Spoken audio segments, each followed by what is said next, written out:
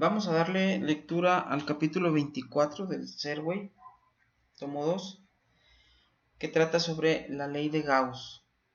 Hemos estudiado el concepto de campo eléctrico. Comenzamos estudiando la fuerza eléctrica descrita por la ley de Coulomb, y posteriormente del concepto de fuerza pasamos al concepto de campo eléctrico, porque vimos que era más práctico hablar del campo que produce una distribución de carga en diferentes puntos del espacio, y luego cuando coloquemos una carga ahí, pues se va a sentir una fuerza.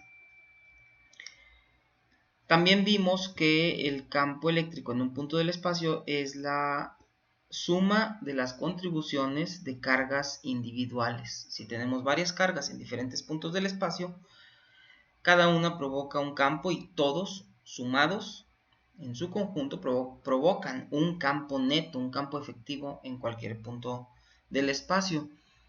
El cálculo de este campo es un tanto tedioso, porque si son varias cargas puntuales, pues tenemos que calcular uno a uno los campos producidos y luego sumarlos vectorialmente, lo cual, como acabo de decir, pues es un tanto tedioso. Más aún cuando tenemos una distribución continua de carga, y en ese caso, pues sumar las contribuciones de cada carga implica hacer una integral, y eso es lo que hace tedioso el cálculo del campo eléctrico. Sin embargo, en algunos sistemas con simetría bien definida, es fácil calcular el campo eléctrico sin necesidad de hacer estas sumas vectoriales o estas integrales de las que estoy hablando. Esto lo podemos hacer gracias a un resultado del cálculo vectorial que se llama ley de Gauss. La ley de Gauss entonces es un teorema matemático general para cualquier campo vectorial, que cuando lo aplicamos al campo eléctrico, que es un campo vectorial quiere decir que en cada punto del espacio hay un vector que le corresponde.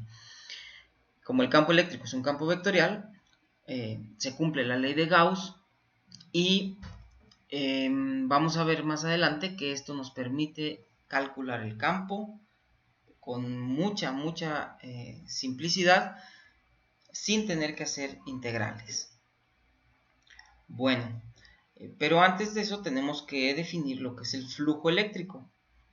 Si ustedes piensan en líneas de campo eléctrico como en esta figura, o piensan en una carga puntual que las líneas salen de ella, yo puedo contar o imaginarme que cuento las líneas de campo que atraviesan una superficie determinada, como esta área rectangular que tenemos aquí. Piensen ustedes que agarran una manguera con agua y le ponen un aspersor, salen muchos chorritos, y luego ponen enfrente un mosquitero rectangular, o es más, si quieren, agarren un colador de la cocina y lo ponen. Tanto en el caso del mosquitero, que es una superficie plana, como en el caso del colador, que es una superficie curva, yo podría perfectamente bien contar cuántas líneas, no son líneas de campo, serían líneas de chorritos de agua, cuántos chorritos de agua cruzan esta superficie. Y entonces estaríamos contabilizando el flujo de agua a través de esas superficies que acabo de decir. De la misma manera, si en vez de un chorro de agua es un campo eléctrico, claro, aquí no tenemos nada que esté fluyendo, pero nos podemos imaginar las líneas de campo que salen de una carga. Podemos colocar una superficie y pensar en cuántas líneas atraviesan esta superficie. Eso que acabo de decir es el flujo eléctrico. Pues bien, aquí está. El flujo eléctrico se cuantifica muy fácilmente. Simplemente multiplicamos el valor del campo eléctrico por el área que está siendo atravesada. Claro, si yo aumento el área de la superficie el área del mosquitero, por ejemplo, pues obviamente va a ser atravesado por más chorritos. Pero por otro lado, si yo le aumento a Si le abro más a la llave para que salga con más potencia el chorro de agua, pues van a salir más chorritos o salen pero con más velocidad el agua, y entonces voy a tener más flujo a través de esta superficie. Bien, pero si vemos esta imagen que está aquí, nos vamos a dar cuenta que el flujo depende en gran medida del ángulo de inclinación de la superficie con respecto a la dirección del campo. Veamos aquí cómo tenemos dos superficies con áreas muy distintas, pero por su orientación, el flujo a través de cada una de esas áreas son iguales. Esta es un área pequeña, pero colocada perpendicularmente a las líneas de campo, y esta es un área grande, pero como está oblicua, es atravesada por el mismo número de líneas que la otra superficie. Les pido que le pongan pausa al video y que analicen esta imagen para que comprueben que efectivamente el flujo eléctrico debería ser el producto del campo por el área por el coseno del ángulo que forme la superficie con respecto a un plano normal, o sea, perpendicular a las líneas de campo. O lo que es lo mismo, el coseno del ángulo que forman las líneas de campo con respecto a un vector normal a la superficie. Analícenlo por favor y se van a dar cuenta que el flujo eléctrico se debe calcular así como les estoy diciendo. Si por otro lado tenemos una superficie curva como el colador que les dije, pues para hacer esta sencilla operación tendríamos que hacerla pero para cada cuadrito del colador, es decir, cuadricular la superficie y cada uno de esos diferenciales de área representa una superficie como esta de arriba. Habrá que calcular el ángulo que forma el vector normal a esa superficie. Fíjense bien, voy a representar esto con un vector que es el delta A. Es un delta de área, es un delta de superficie, un pequeño elemento de superficie. La magnitud de este vector corresponde a la superficie de ese cuadrito que estoy tomando, y la dirección de ese vector es normal a esa superficie. Bueno, pues ustedes saben que el flujo dependerá entonces del coseno que formen el campo eléctrico, las líneas de campo, con el vector normal a la superficie. De manera que una pequeña contribución al flujo estará dado por esto. Y si queremos el flujo total, pues tenemos que sumar las contribuciones de todos los pedacitos, y ya saben que una suma de muchas contribuciones infinitesimalmente pequeñas, eso se convierte en una integral. Y es una integral de superficie porque tenemos diferenciales de superficie. Y la integral va a ser sobre toda la superficie. Bien. Pues así es como se calcula entonces el flujo eléctrico a través de una superficie. Sería esa integral de superficie. Piensen en una superficie curva y cerrada, como esta sandía, y que está colocada en un lugar del espacio en donde pasan líneas de campo eléctrico.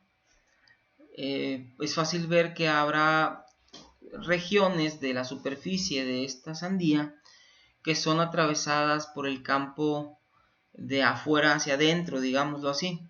Es decir, el ángulo que forma el campo eléctrico con el vector normal a la superficie es un ángulo mayor de 90 grados. Y por lo tanto, el coseno de ese ángulo es un número negativo. Y entonces, la contribución al flujo de ese pedacito de superficie es una contribución negativa. En otras palabras, que las líneas de campo entren hacia el cuerpo, que atraviesen la superficie de afuera hacia adentro, eso contribuye de manera negativa al flujo. Entonces, un flujo negativo significa líneas de campo que entran a la superficie. Y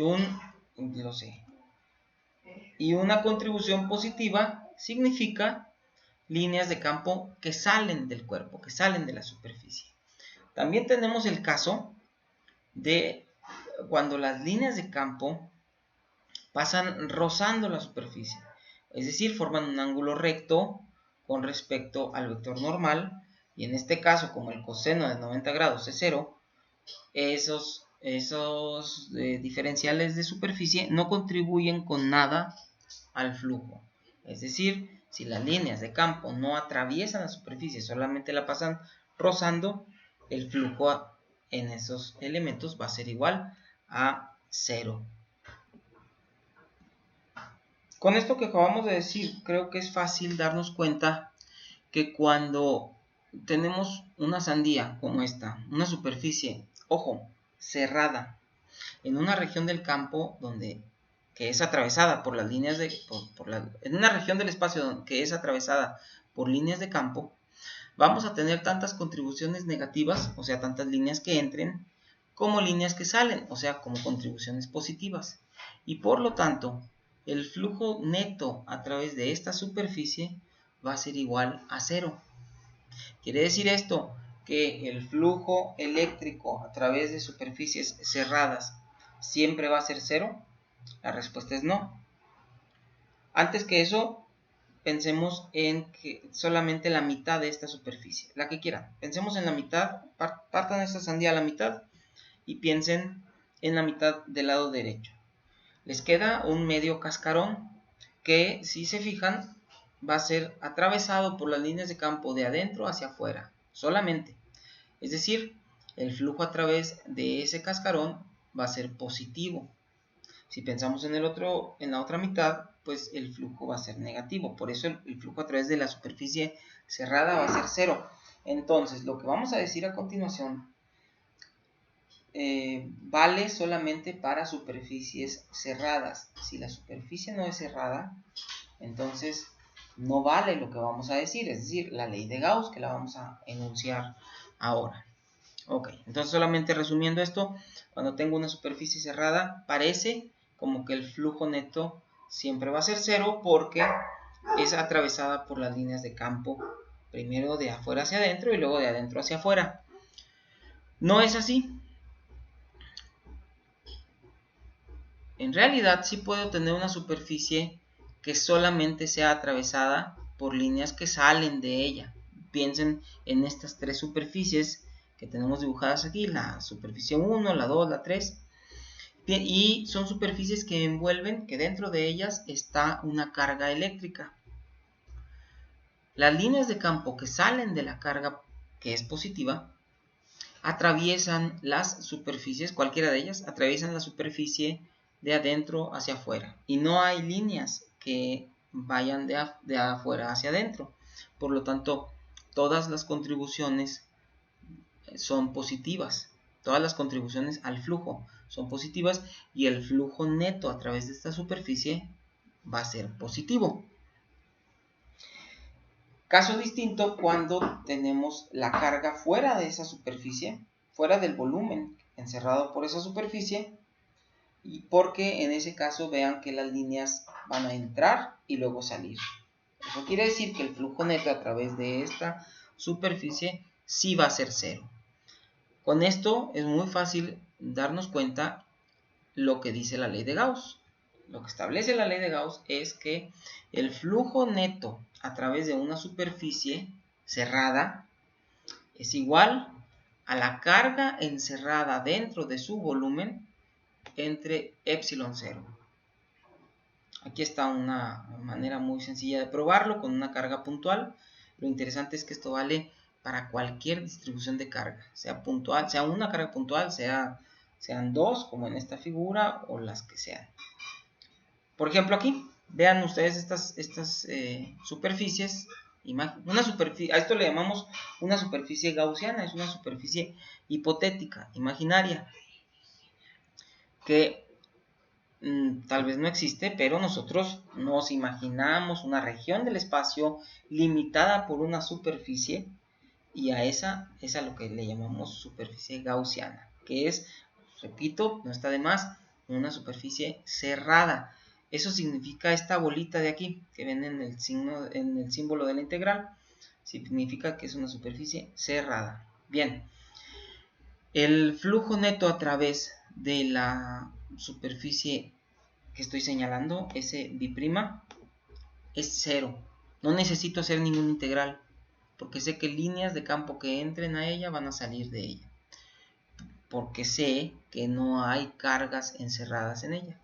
En cambio, el flujo a través de la superficie S es igual a Q1 entre epsilon 0.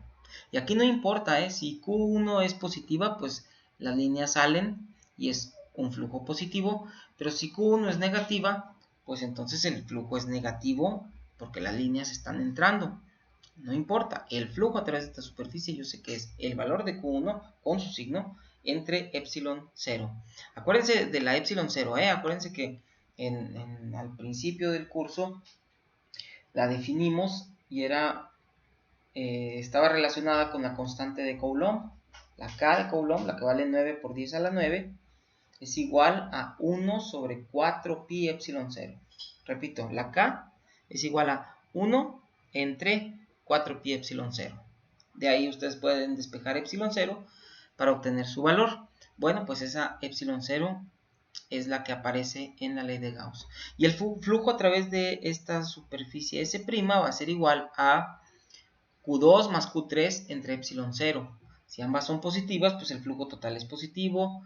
Si ambas son negativas, va a ser negativo. Si son de distinto signo, pues sería la resta de estas dos entre epsilon 0. Y si son de la misma magnitud y signos opuestos, como una carga es positiva y la otra es negativa, si sumamos, si contamos la carga total encerrada por la superficie, sería 0 y eso significaría que el flujo total sería 0.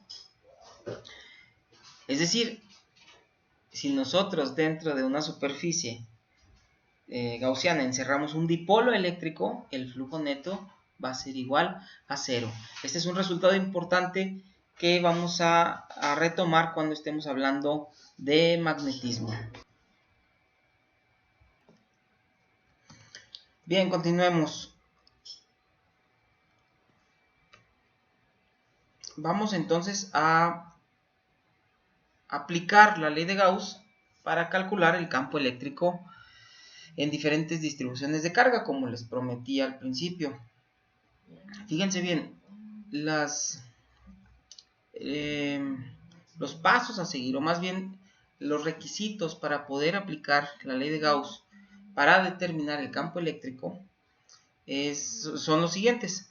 Primero tenemos que demostrar o darnos cuenta de la simetría del problema y demostrar que el valor del campo eléctrico es constante sobre la superficie que elegimos. ¿Ok? Es decir, nosotros tenemos una distribución de carga y vamos a envolverla imaginariamente con una superficie hipotética, pero esta superficie tiene que ser elegida de tal forma que el campo sobre ella sea constante. Número 1. Número 2. Que el producto punto que se requiere en el cálculo del flujo eléctrico, es decir, el producto punto entre el vector campo y el diferencial de área, que recuerden que es un vector normal a la superficie, podamos escribirlo como un producto de las puras magnitudes. Leo completo esto. Que el producto punto de la ecuación 24.6 se puede expresar como un producto algebraico simple. Y esto es cuando acuérdense que el flujo es... A ver, me voy a regresar. Esto que tenemos aquí. Este producto punto es del que estamos hablando. Pero recuerden que el producto punto entre dos vectores es el producto de las magnitudes por el coseno del ángulo. Cuando el producto punto de dos vectores es igual al producto de las magnitudes, cuando el coseno del ángulo es igual a 1. Y cuando el coseno de un ángulo es igual a 1, cuando el ángulo es 90 grados.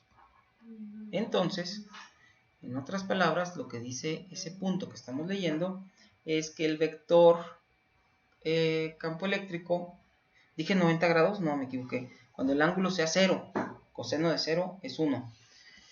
Necesitamos que el vector campo y el diferencial de área sean paralelos. O sea, que el campo cruce perpendicularmente la superficie. Otra posibilidad es que el producto punto sea 0, es decir, que el coseno de teta sea 0 y por lo tanto el ángulo sea 90 grados, o sea que el campo sea perpendicular al diferencial de área. En otras palabras, que el campo pase rozando por la superficie.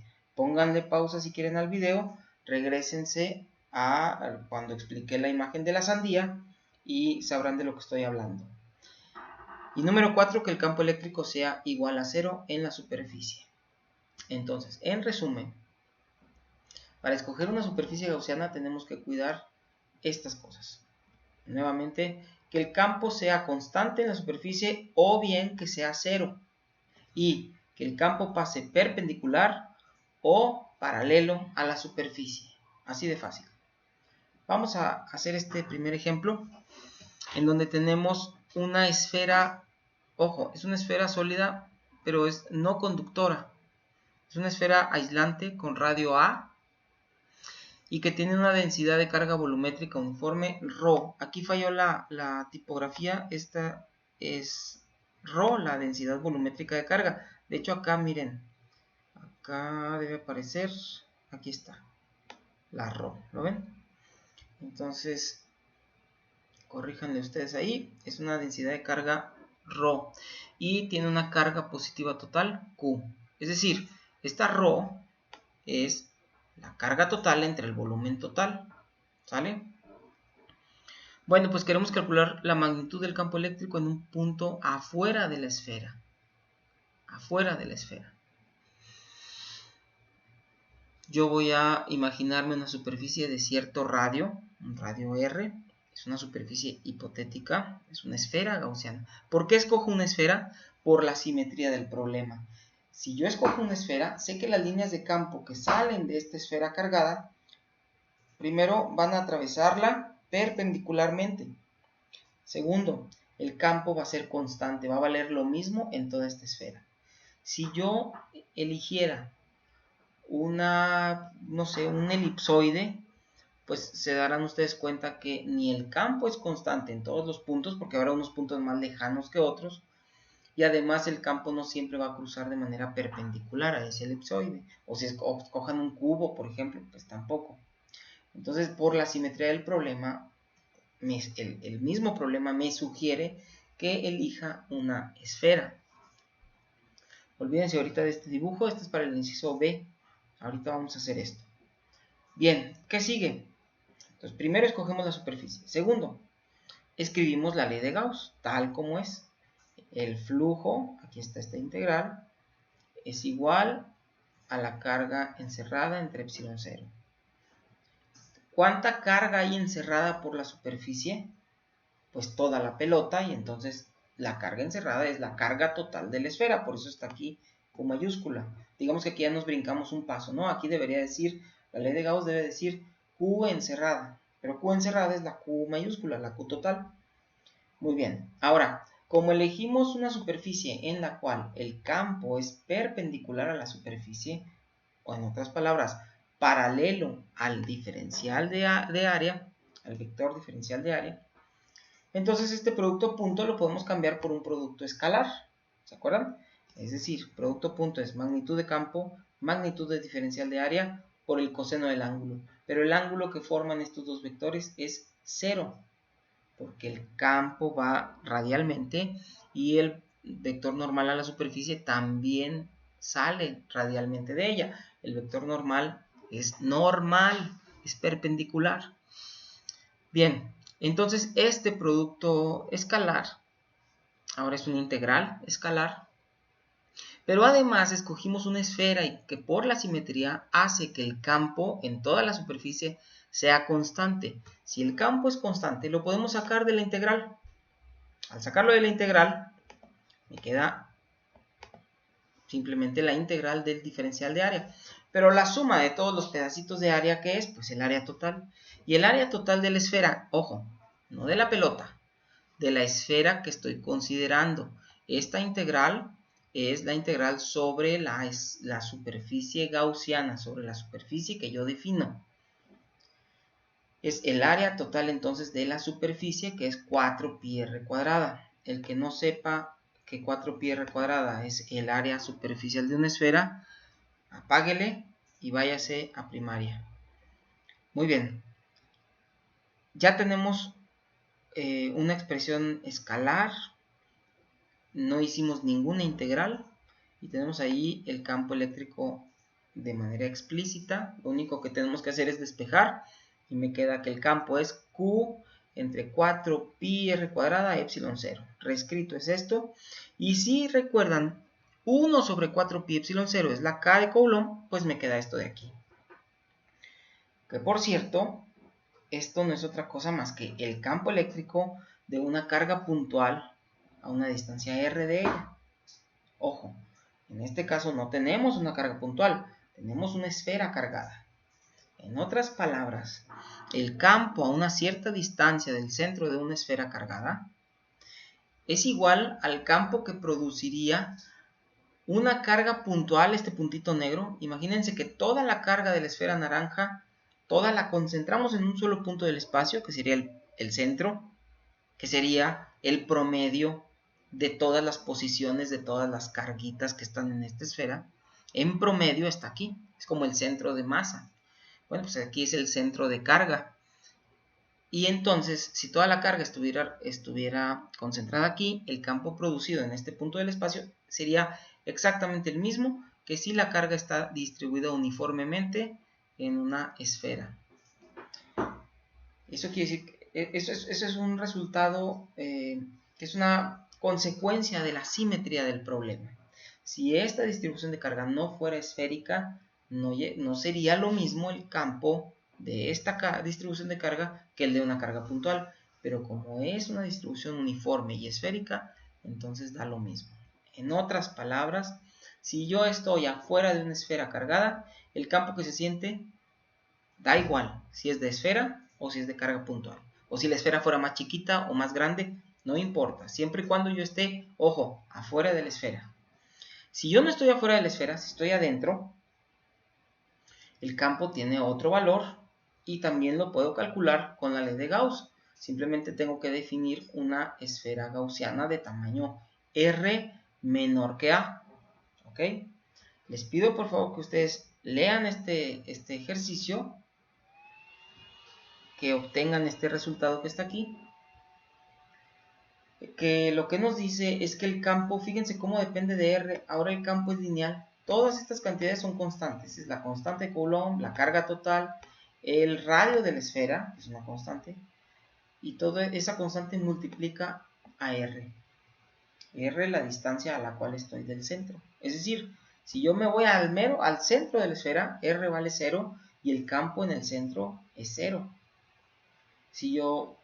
Quiere decir que si yo me paro en el centro de la esfera, como tengo tanta carga arriba de mí como abajo de mí, a la derecha mía como a la izquierda mía, toda esa carga va a producir campos en direcciones opuestas que se van a cancelar, y en el mero centro de la esfera yo no siento campo. Aquí está. A partir de ahí, conforme empiezo a salirme del centro, el campo empieza a ser cada vez más intenso. Piensen que empiezo a caminar hacia la derecha, pues entonces cada vez tengo más carga a la izquierda mía y cada vez menos carga a la derecha, de manera que el campo no lo puede contrarrestar y va ganando la carga que tengo a la izquierda, me va empujando cada vez con más fuerza, más intensidad del campo, y el punto donde más repulsión siento es en la superficie. Y ahí coinciden ambas expresiones, tanto la solución para el exterior de la esfera, si le ponemos R igual a A, o sea, me paro en la superficie, me queda acá Q sobre A cuadrada, y la expresión para el campo en el interior, también si le pongo aquí A, vean cómo esto se convierte en una A cuadrada en el denominador, y coinciden ambas expresiones. Entonces, el comportamiento lineal en el interior de la esfera se une en la superficie con el comportamiento en el exterior. de la esfera. Moraleja, ¿dónde es más intenso el campo producido por un objeto cargado? En su superficie. ¿Dónde vale 0? En el centro o bien infinitamente lejos. ¿Ok? Posteriormente viene un ejemplo de una distribución lineal de carga. Este es un alambre cargado. Aquí, leando por favor, aquí se justifica por qué la elección más apropiada de superficie gaussiana es un cilindro. Y como tiene que ser una superficie cerrada, tiene que tener tapas. Es una lata con tapas. Aquí viene leando. Lo importante es que lleguen a este resultado. El campo eléctrico, ya sea que lo escriban en términos de epsilon 0 o en términos de la constante de Coulomb, no importa. Lo importante es que el comportamiento del campo es inversamente proporcional a la distancia. Ojo, ya no es proporcional a 1 entre r cuadrada, ahora sí es 1 entre r. ¿Ok? Léalo. Y luego viene un plano de carga infinito. Un plano de carga infinito. Y ahí el campo, fíjense bien, ahora el campo es constante. Ya no hay R, ya no hay X. Ya no depende de la distancia que nos alejemos del plano. Esto es muy importante. Y este resultado lo vamos a utilizar recurrentemente. Entonces, para una esfera, el campo depende, afuera de la esfera, el campo depende de 1 entre R cuadrada. Para una línea de carga infinita, el campo depende como 1 entre R. Y para un plano, fíjense cómo le vamos aumentando dimensiones. Una carga puntual, dimensión 0, el campo es 1 entre R cuadrada. Si pongo muchos puntitos a lo largo de una línea, tengo un alambre cargado, y ahora el campo, quítenle una R, el campo ya no es 1 entre R cuadrada, sino que es 1 entre R. Y ahora, si pongo muchas líneas juntas, una junto a la otra, tengo una lámina, y ahora quítenle otra R y pues me quedo sin R's. El campo es constante. ¿Ok? Vean esos ejemplos, por favor. Yo quiero detenerme un poquito en esta sección, que son las propiedades de un conductor en equilibrio electrostático. Antes de hablar de esto, imagínense un material conductor que lo ponen en presencia de un campo eléctrico. Un campo eléctrico dirigido de izquierda a derecha significa que por aquí en alguna parte del lado izquierdo tengo cargas positivas, ¿no es verdad? Que provocan ese campo eléctrico. Y esas líneas de campo van a parar a un cuerpo cargado negativamente. Entonces, si pensamos en eso, estas cargas positivas del lado derecho atraen a las cargas negativas. Y las cargas negativas del lado dije derecho, no sé, otra vez. Las cargas positivas que deben existir en el lado izquierdo de la hoja atraen a las cargas negativas. Y las cargas negativas que deberían existir del lado derecho de la hoja atraen a las cargas positivas. En otras palabras, un campo eléctrico hace que las cargas positivas se muevan en dirección del campo y que las cargas negativas se muevan en dirección opuesta al campo. Por lo tanto, las cargas negativas se van a ir a esta superficie, las cargas positivas a esta superficie, y el material se va a polarizar. No nos extraña. Como es un conductor, los electrones se pueden mover libremente. Es decir, ¿cuántos electrones se van a venir hacia acá? Todos los que se sientan atraídos. Pregunta, ¿creen ustedes que todos los electrones del material se van a venir a la superficie izquierda? Correcto, la respuesta es no, no todos.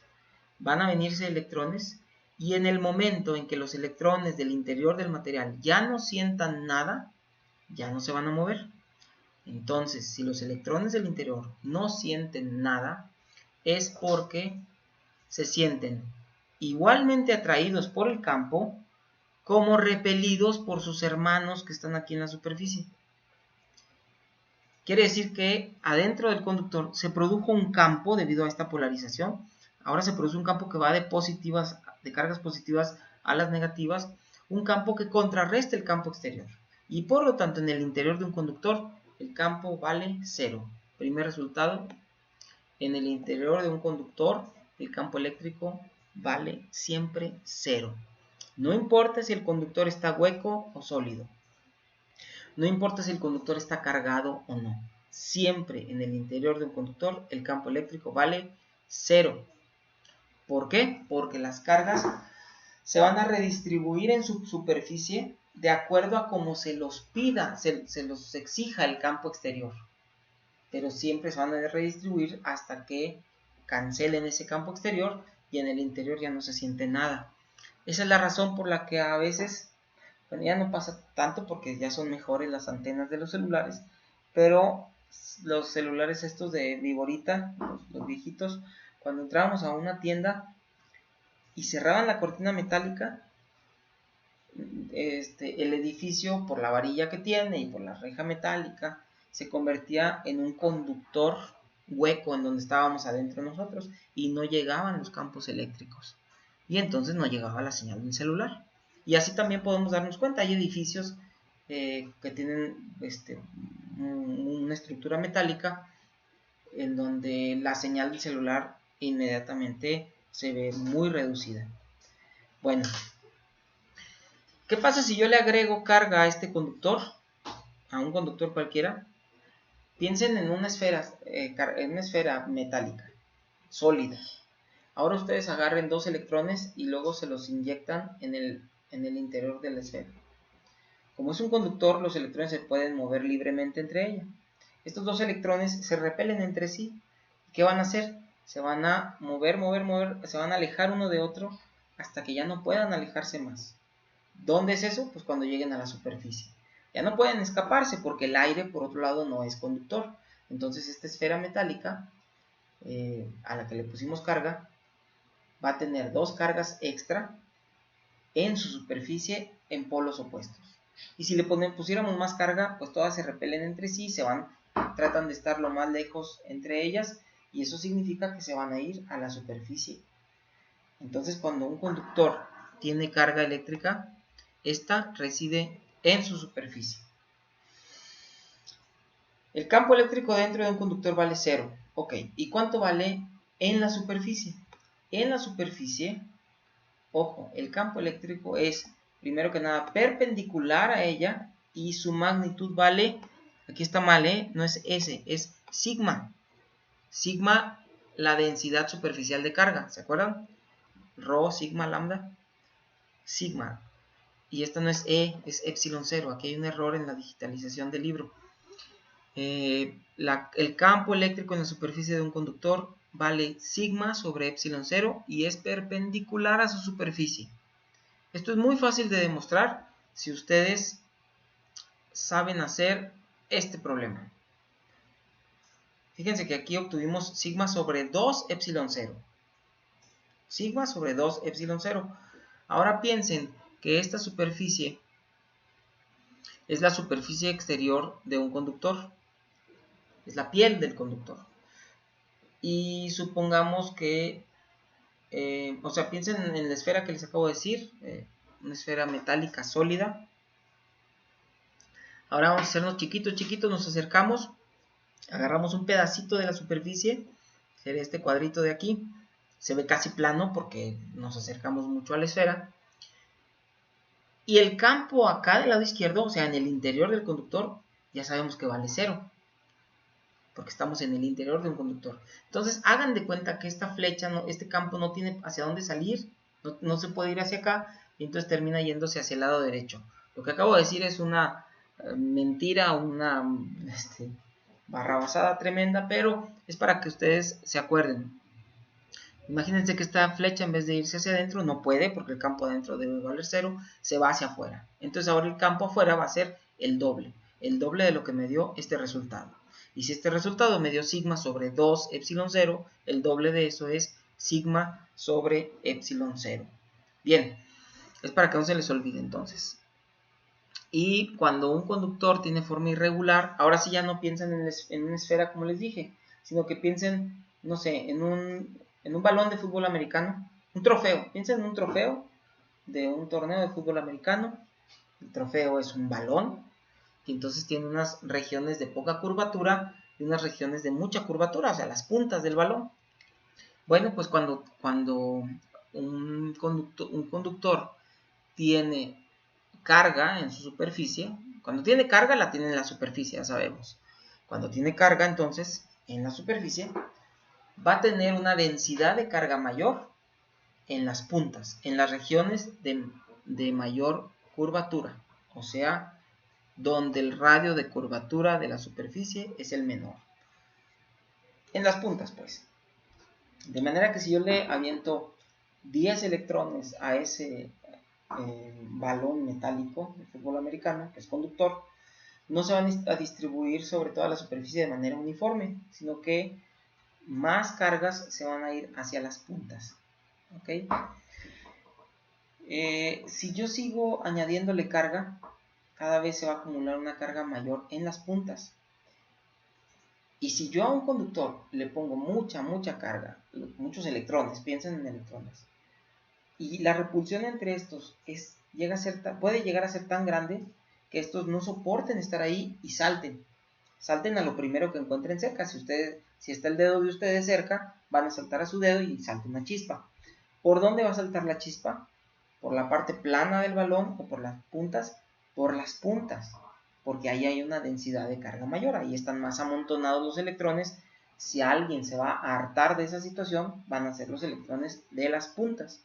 Por eso las chispas salen de las puntas, por eso los rayos caen en las puntas, en los pararrayos, en los árboles. Los árboles son protuberancias en la superficie de la Tierra, y por eso es más probable que caiga un rayo en una protuberancia en la superficie.